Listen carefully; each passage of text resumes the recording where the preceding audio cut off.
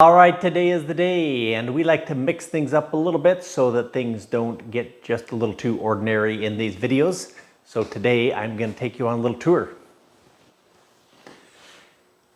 First thing we're going to do is take this camera and walk around here to see what I see all the time. You're looking at the tripod that this camera is being held by.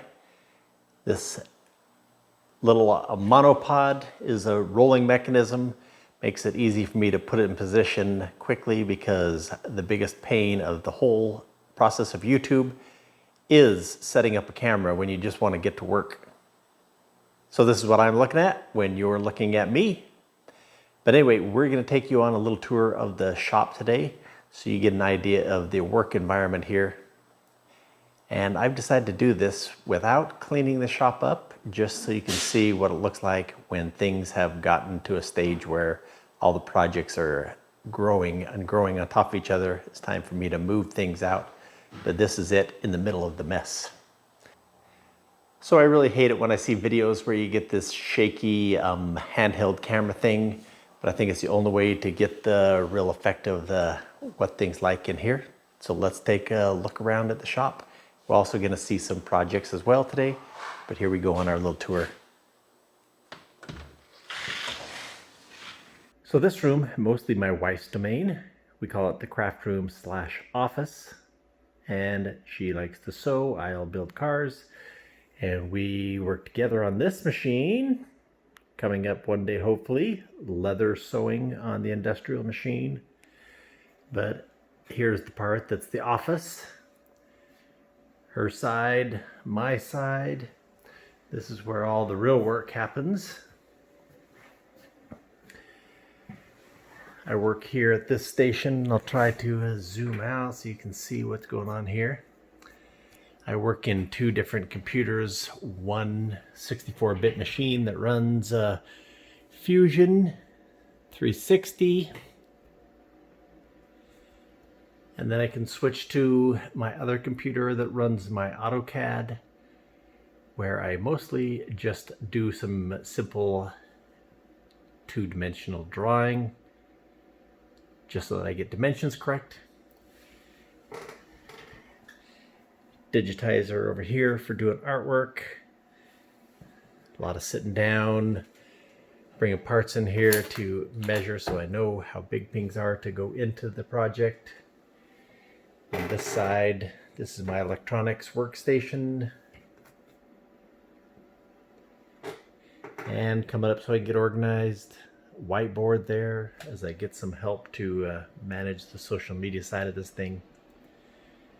Anyway, that's the office side. Let's go to see the shop side.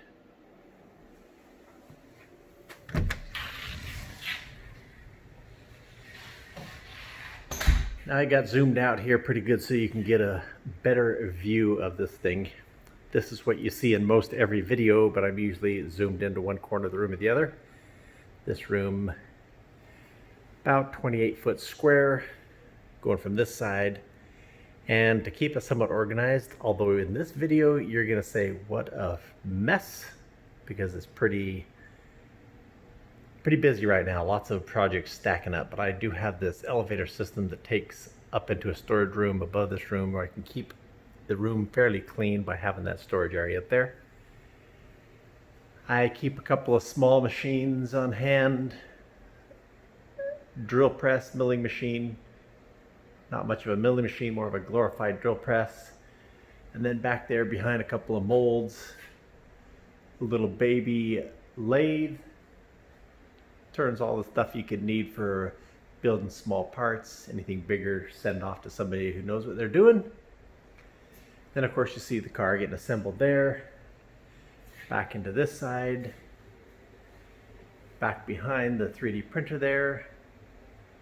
That's my cutting table that folds up into the wall in case I need some extra space. And then I've got this assembly table in the background. This new little addition I found at Home Depot. Fantastic buy, less than $400. Nice workbench that I can move out of the way if I need to. This corner is reserved for machines. 3D printer will be going there. This over here is kind of a half assembled vacuum forming machine. And then going off into this room is going to be kind of noisy right now. The furnace is also in this room. And in fact, it's going to be just we'll describe it as a massive mess. But this is called the molding room. This is where I do all the foundry work. Typically, when I'm going to do some casting, if it's lost wax, I have to mix up a slurry. And so I need to do lots of parts in one big batch rather than independent parts, because the slurry does not stay mixed very long. But this is the molding room because there's the molar for molding sand. Divided up, sand's kept underneath there, and then it is dark. But we will step outside and see if you can see anything in the dark. No.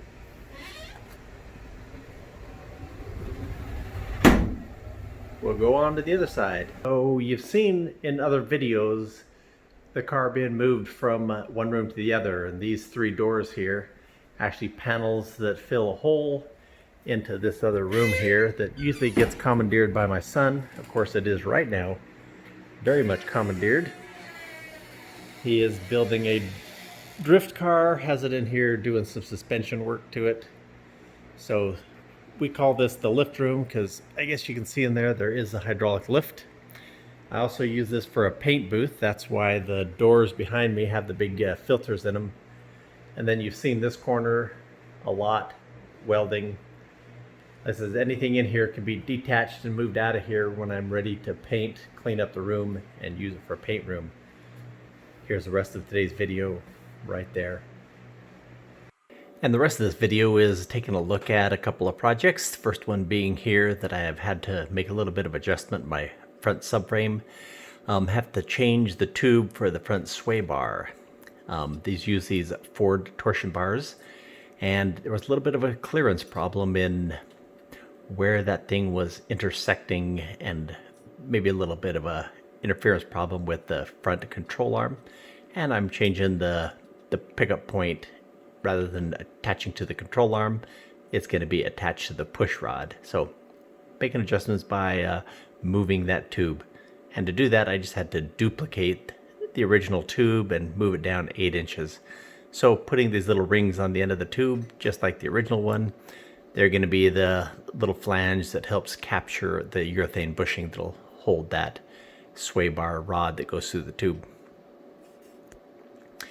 And welding it around the inside of the flange, and then a couple of tack welds on the outside, because I can't tack weld or can't weld all the way around, because there are a couple of holes that'll be threaded for bolts to come through as they capture that bushing. So like I said, once I got that new tube with the flange ends on it, it's a matter of taking a couple of gussets that have been cut out, welding those onto the subframe itself.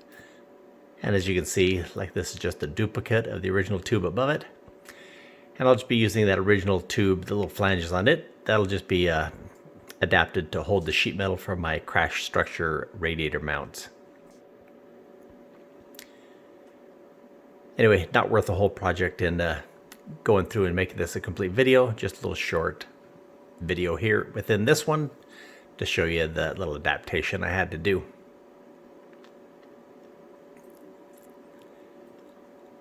It's not super critical how this thing's lined up. I'm just going to check it the best I can, and I'll get that thing tack welded.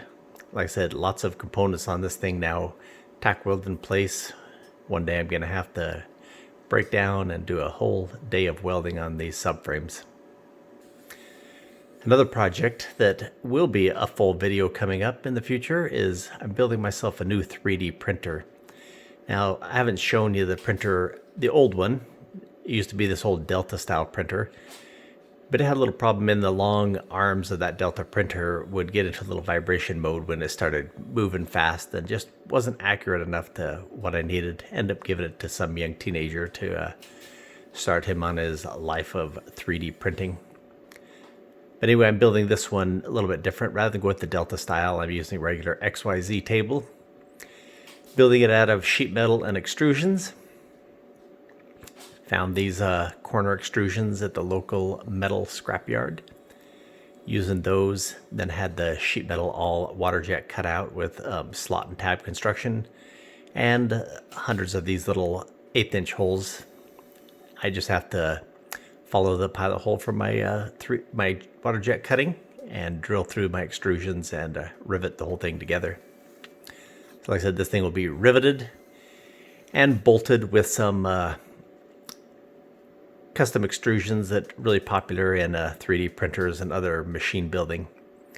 They call it 2040. This is actually 2020 extrusions. And I said, the water jet cutter cut all these nice holes for me that I just have to go in and put these little cap head screws into the extrusion captured nut in there. And that'll make the basic structure of this thing, the sheet metal and these extrusions, to kind of stiffen the whole thing up. Some of the components and the slide rails and such will attach to those 2020 extrusions and holes that have been pre-drilled by the water jet in the sheet metal. Here you got all these tabs and slots going together.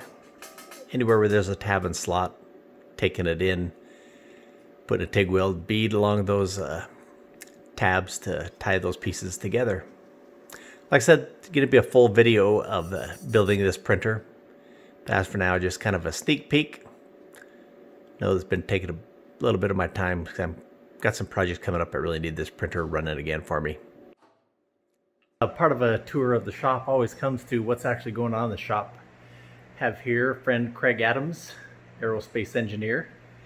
But today he's come by with a project that has nothing to do with aerospace, but heavy machinery. He is building a COE cab over motorhome, and it's got a steering problem. Doesn't want the steering column to go between his legs, and when you hit the brakes, bad things happen. Anyway, this what do we call this thing? This is a steering offset unit. Steering offset unit. So we're he's got all these pieces water jet cut, and we're putting it all together. It's going to hold 2 bearing sets with chain drive. Going to change the offset of the steering, right? Obviously. Anyway, these are the kind of things that come by the shop, and we like to do this kind of thing because we know that we don't want to get too caught up in our world of becoming YouTube famous, instead doing things we've always done in our lives. So we're going to do some welding on this thing. Should have the titanium. We're trading for titanium. So Craig's got this wild idea to build this motorhome that looks like a 1930 style COE truck, or bus, I guess you'd say. But he is going to make this thing what we might say hell for stout, making sure that a unit like this that might have been built commercially, he just didn't want to trust his life to it. So of course, with the engineering mind he has come up with this idea to do a double chain, double everything. This thing should last longer than the vehicle itself.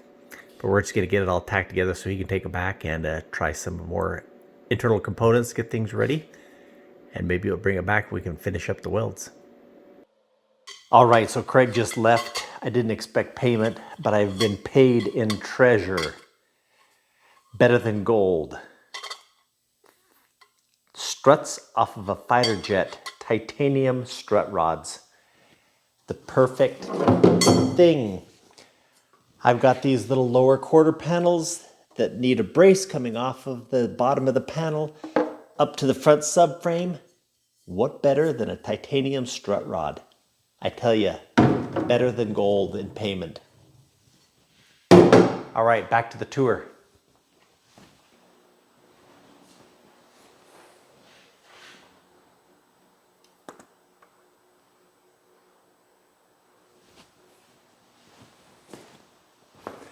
All right, so there you go. That's a tour of the shop and a little bit of what we've been doing this week.